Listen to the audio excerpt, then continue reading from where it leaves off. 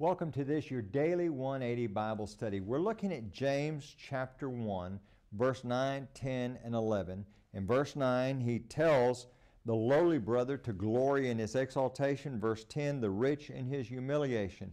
The idea is we need to have the proper perspective on who we are.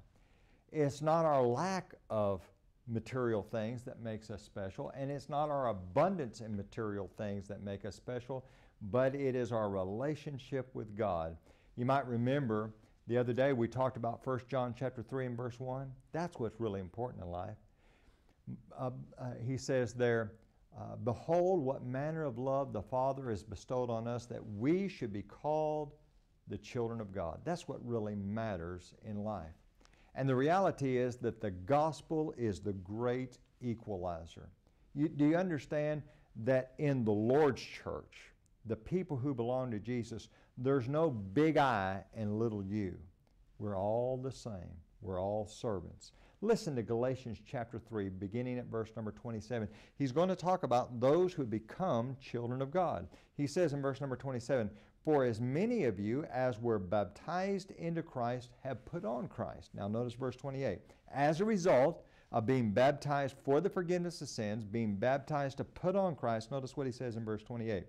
There is neither Jew nor Greek, there is neither slave nor free, there is neither male nor female, for you are all one in Christ Jesus. What's he saying? He's saying no one has an advantage over anyone else in terms of importance. Now there are different roles. There are different roles for men and women. But the reality is, in the eyes of God, we are all equal.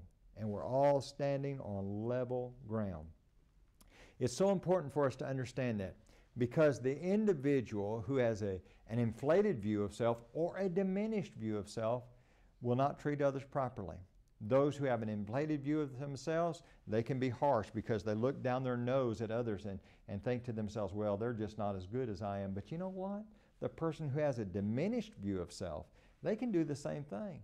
They can look down on others and say, well, you know, the only reason why they have all of those things is because they're dishonest. Well, we don't know that. The reality is we need to understand that if we're a child of God, there's equality. And isn't that a beautiful thing to understand that because of the gospel, there is this wonderful equalizing effect. Thank you for being with us today, and join us again tomorrow for your Daily 180.